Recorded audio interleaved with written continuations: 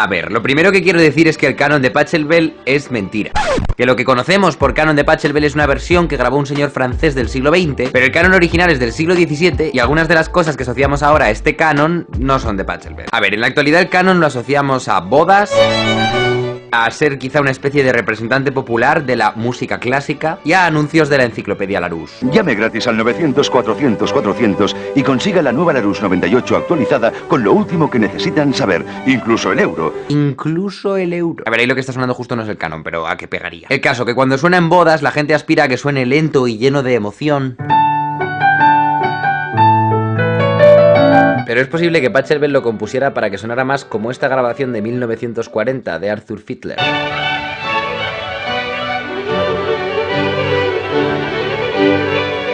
O sea, lo contrario, una pieza romántica. Casi parece una pieza virtuosa. Y para entender por qué lo tocamos así de lento y por qué es una obra tan famosa en nuestros días, cuando no lo era antes, hay que entender su historia. El canon de Pachelbel, para empezar, no era el canon de Pachelbel, era un canon de Pachelbel, el de Re mayor, que era una obra mayormente olvidada por la historia y de la que ahora mismo nos queda un manuscrito del siglo XIX y da gracias. O sea, por poco se pierde en el olvido, igual que se perdió la mayoría del repertorio de cámara de Pachelbel, pero resulta que al señor Gustav Beckmann le dio por escribir un artículo titulado Johann Pachelbel como compositor de música de cámara. El caso es que en ese artículo le dio por publicar por primera vez el canon de Pachelbel, por coger los manuscritos y transcribirlos y editarlos, y entonces no ocurrió absolutamente nada. Algunas personas lo grabaron a toda velocidad, una obra de virtuosismo contrapuntístico sin demasiado interés. Pero entonces llegó Jean-François Paillard. Le pido a mi primo que lo pronuncie para no arriesgarme. Jean-François Paillard. Paillardo. Paella. El señor Paillard. Este señor vio algo. O sea, escuchó la versión frenética y dijo: aquí hay gente llorando en bodas, hay niños siendo concebidos, bandas sonoras de películas, aquí hay tomate y lo voy a sacar. Yo he decidido imaginarme que lo que ocurrió fue que le dijo a sus alumnos que lo tocaran y les salía mal, y entonces él les dijo: pues hacedlo más lento, y no les salía, y se enfadó, y en plan muy lento. O sea, cerramos el conservatorio. Si hay que hacerlo con la negra igual a 20, lo hacemos con la negra igual a 20, y no nos vamos de aquí hasta que no lo hagáis sin fallar ni una nota. Y entonces sus alumnos empezaron: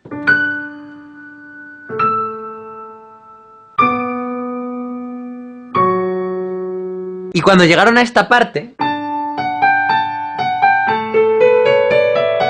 pues ahí el señor Paillard dijo: esto funciona, esto me mola. Para empezar me estáis haciendo sentir algo bueno, y para seguir ahora entiendo lo que hacían las fusas del compás 19, que antes era ruido blanco prácticamente.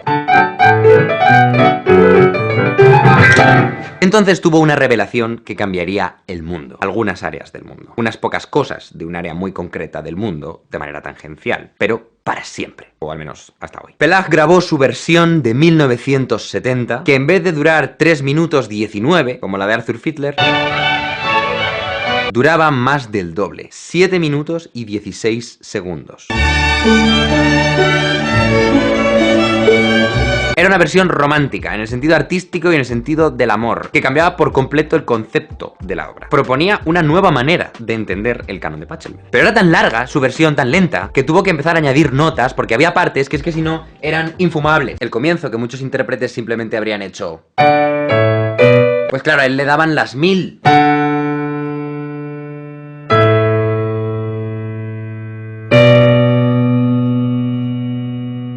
Así que añadí unos pizzicatos a semicorcheas que sonaban algo así.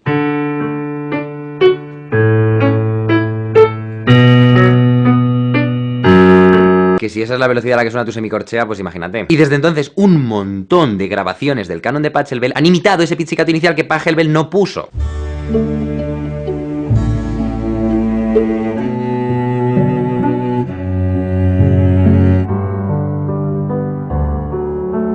Y han imitado también esta velocidad tan lenta. Paillard había creado un nuevo estándar de interpretación del canon de Pachelbel. De pronto el canon se había convertido en una especie de canción pop del siglo XXI. Es como cuando algo previo a la época de Kafka lo llamas kafkiano, aunque Kafka no existiera todavía cuando esa cosa ocurrió. Eso existía antes que Kafka, pero con Kafka es crear una nueva categoría conceptual que puedes aplicar como retroactivamente. En Pokémon lo hacen todo el rato, rollo que se inventan un nuevo tipo de Pokémon como el tipo Hada y te dicen Clefairy siempre fue tipo Hada, lo dicen el nombre Fairy, ¿no te habías dado cuenta? Y tú, ¿what? Pues esto es lo mismo. Esto es una canción pop. Es una canción pop que tiene 12 estribillos puestos uno detrás de otro, pero compuesta en 1690. Y para demostraros esto vamos a analizarlo. Vamos a analizar el canon de Pachelbel.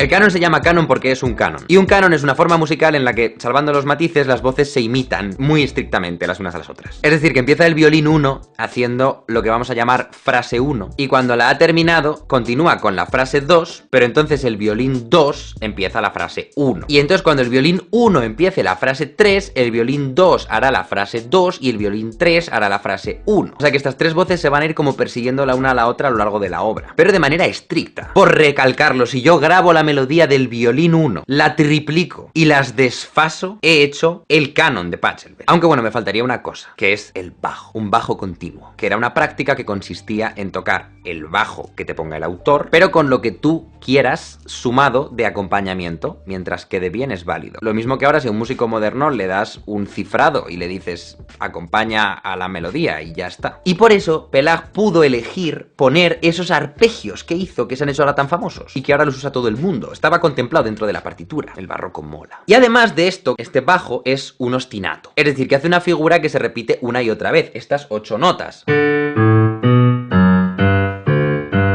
Estas 8 notas se repiten 28 veces en bucle a lo largo del canon de Pachelbel. Y claro, pues se ha convertido en un meme dentro de la música clásica. El track de haces menos que un chelista en el canon de Pachelbel. O el track de que el chelista se queda dormido cuando lo toca, etcétera, etcétera. Es un meme interno. Y bueno, pues ya está, esa es la estructura. Y me decís, parece una estructura sencilla. Y es como, sí, a priori, pero no es tan sencilla. ¿Tú sabes la movida que es hacer que una melodía encaje consigo misma cuando la pones por triplicado desfasada? O sea, mirad estos compases amarillos. Aquí veis la frase amarilla las 3 veces que suena. Fijaos en que tiene que sonar bien con la frase naranja y la roja, pero también con la verde y la naranja, pero también con la azul y la verde. Y eso se aplica a todas las frases. O sea que todo compás X tiene que encajar con los compases X más 2, X más 4, X menos 2 y X menos 4. Es como una especie de versión hardcore de los dibujos esos que parece que son a la vez una vasija y una cara. La forma negativa de uno de los dibujos es la forma positiva del otro. Pero aquí en vez de 2 figuras de 2 colores, son 5 compases en paralelo todo el rato. Esto ya empieza a parecerse más a un puzzle que a una obra musical. De nuevo, el barroco mola. Pero lo que lo hace aún más interesante es que Pachelbel se pone otra restricción. Una restricción que va a sonar un poco subjetiva, pero que yo creo que está validada por los millones de personas que aman este canon con locura. Que es que se obliga a que en todo momento la melodía sea bonita, y sea carismática y pegadiza. O sea, el puzzle que os digo se puede resolver vaciando las voces de carisma. Igual que si yo hago este garabato, pues estas dos imágenes encajan, pero no mola tanto como cuando son una cara y una vasija. El mérito llega cuando consigues que encajen, pero que además tengan identidad. Pues con las voces del canon de Pachelbel pasa lo mismo. Ejemplo. Pachelbel primero explora cómo es hacer una melodía descendente en negras. La cosa más básica que puede haber.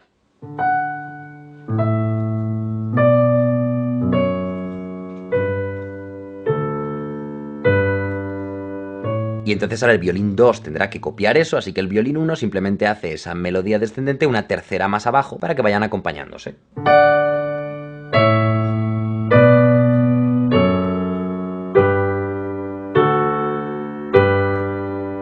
Y ahora dice Pachelbel, ¿cómo puedo hacer una melodía carismática con corcheas? Todo a corcheas. Y le queda esto.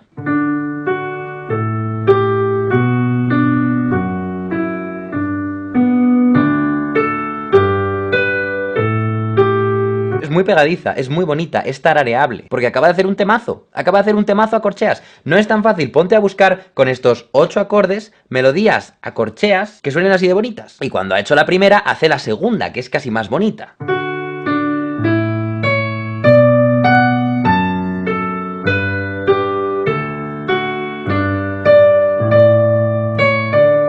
Pero es que además encaja con la primera melodía a corcheas. Y si las tocas juntas, queda esto. O sea, las toco en octavas diferentes.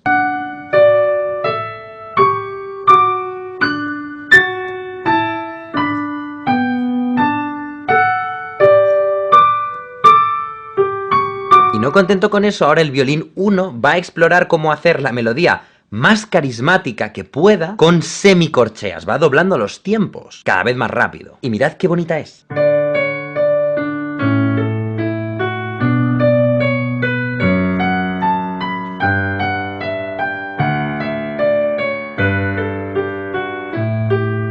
Y ahora vuelve a explorar cómo hacer otra vez otra melodía carismática con semicorcheas.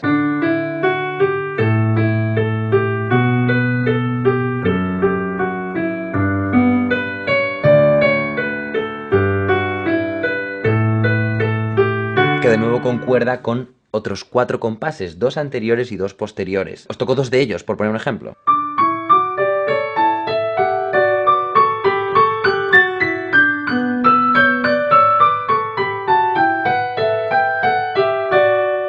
Cada una de estas melodías se te queda en la cabeza, las recuerdas. De momento, Pachelbel ha ido pasando de negras a corcheas a semicorcheas y ahora va a hacer un pequeño descanso para dejar hueco, volviendo a una especie de mezcla entre corcheas y negras.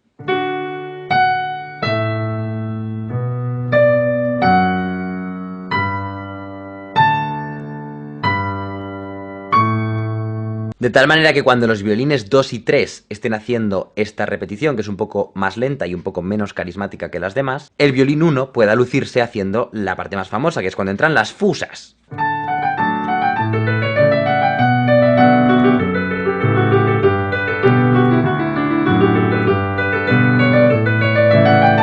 Y entonces ahora que ya he explorado todas las formas métricas, empieza a variar. ¿Qué ocurriría si hiciéramos que la voz del violín 1 empezara a hablar consigo misma, cambiando entre agudos y graves?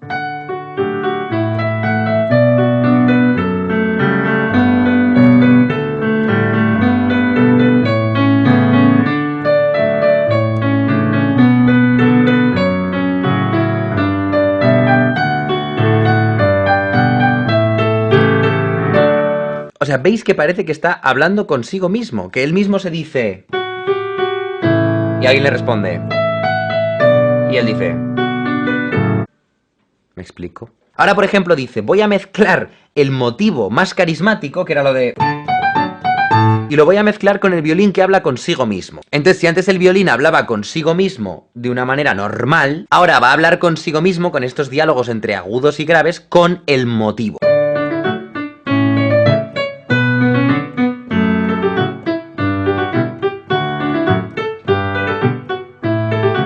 Es una pasada, es una pasada. Todo el rato todo es muy carismático y todo está muy bien engranado. Y claro, pues todo el rato son los mismos 8 acordes con escasas variaciones. No hay complejidad armónica y no es de las cosas con más complejidad contrapuntística, para nada, que hay en la época del barroco. Pero la razón por la que mucha gente valora más la complejidad armónica y contrapuntística que el carisma de las melodías es porque el carisma de las melodías no se puede parametrizar fácilmente. Y eso significa que hasta cierto punto no se puede enseñar, hasta cierto punto no se puede aprender, y no te pueden poner buena nota por hacerlo bien. Pero aquí está Pachelbel llevando al máximo una dimensión que no se puede poner en números de momento, que es que las melodías son muy bonitas. Y es que todo esto que hemos analizado es todavía sin haber llegado a una de las partes más conocidas, que es cuando hace lo de...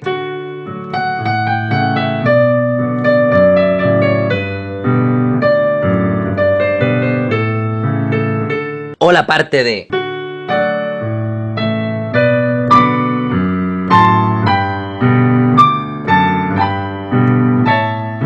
Cada una de estas es un estribillo. Y el que haya juntado una decena de melodías memorables que se pueden engranar entre sí, que cumplen la propiedad de las x, x más 2 más 4, menos 2 y menos 4, y que además lo hiciera sobre una secuencia de 8 acordes que coincide, que sigue siendo muy popular a día de hoy en el pop y en todas partes, es lo que hace que esta canción suene tan contemporánea y tan moderna. Más que luego el señor Pelag la hiciera suficientemente lenta, como para que pudiéramos apreciarla no como un ejercicio de velocidad, sino como una obra romántica. Y por esto lo ha petado en los últimos 50 años, aunque antes nadie le daba ni la hora. Y lo de que dé siempre vueltas a los mismos 8 acordes es algo que lo hace muy de música popular. Y de hecho por eso se considera que esto es una mezcla entre un canon y una chacona, que es un género de música antigua popular. Porque lo de que se repitan 4 acordes en bucle en la música popular no es una cosa reciente. Lleva siendo así desde que el mundo es mundo. Bueno, desde que la polifonía es polifonía. En fin, el caso. Que antes de irnos os voy a dejar con un consejo de cómo tocar el canon de Pachelbel, que es muy divertido. Conecta el piano a tu ordenador, ponte una claqueta como esta que estás oyendo ahora mismo y coge el sonido de tu piano y rutéalo a 2 pistas paralelas que cada una tenga un retraso con respecto a la anterior de 2 compases. De tal manera que si yo ahora toco algo...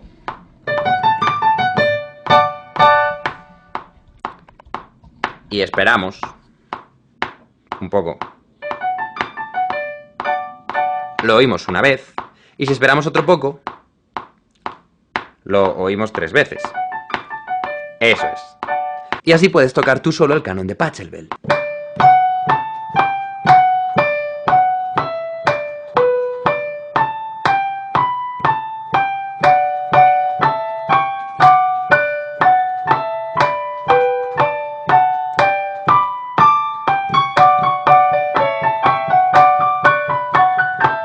etcétera. Así que nada, espero que hayáis disfrutado del vídeo y la próxima vez que escuchéis el canon de Pachelbel, recordad, se pronuncia Pachelbel.